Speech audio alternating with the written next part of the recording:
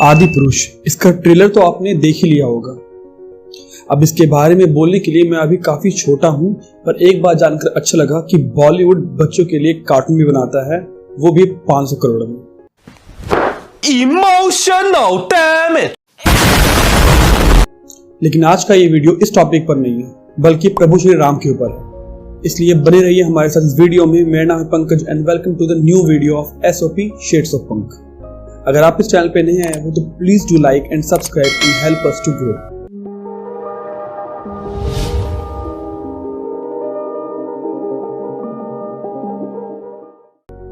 राम, जो भगवान विष्णु के 7वें अवतार माने जाते हैं, उनका पूरा नाम रामचंद्र था, जो न केवल भारत में बल्कि पूरी दुनिया में पूजे जाते हैं। इनका नाम महर्षि वशिष्ठ के द्वारा दिया गया था।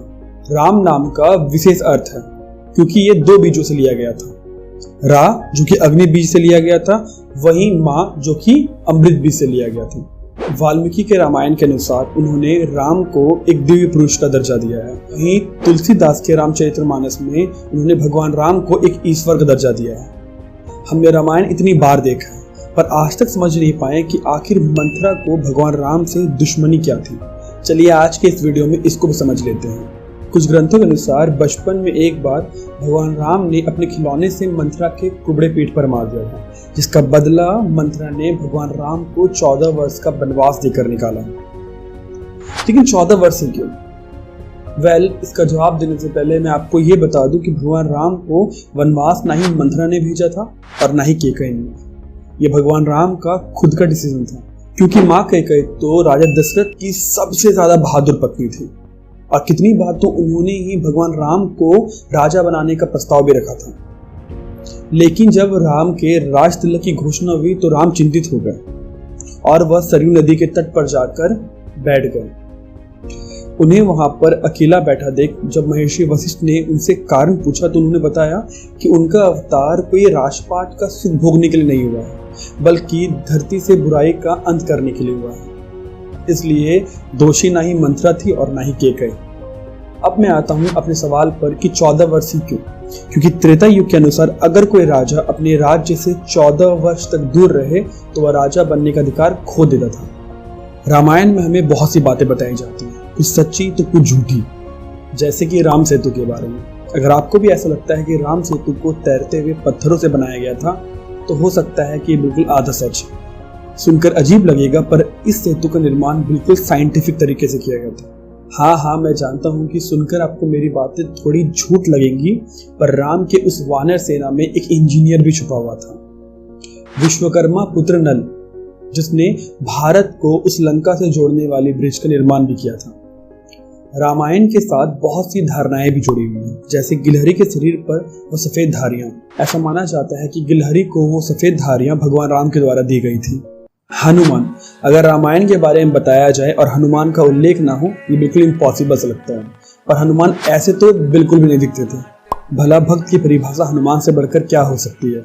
एक बार रावण के भाई अहिरावण ने राम और लक्ष्मण की किडनैपिंग कर ली थी ताकि वो उन्हें महामाया देवी की भेंट चढ़ा सके, पर हनुमान के रहते ऐसा कहाँ संभव था।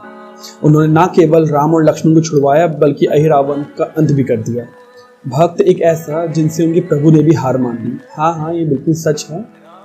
एक बार हनुमान ने काशी के राजा ययाति की रक्षा के लिए भगवान राम से युद्ध भी किया। ऋषि विक्रमादित्य के आदेश पर भगवान राम काशी के राजा का अंत करने आए थे, जिनकी रक्षा हनुमान कर रहे थे। और काशी के राजा की मदद करने के लिए भगवान हनुमान ने राम नाम का जप करना शुरू कर दिया था। इस वजह से भगवान राम के बाणों का हनुमान पर कोई प्रभाव नहीं पड़ा और राम को अपनी हार स्वीकार करनी पड़ी। अगर अब भी हनुमान की भक्ति समझ नहीं आई तो ये सुनिए।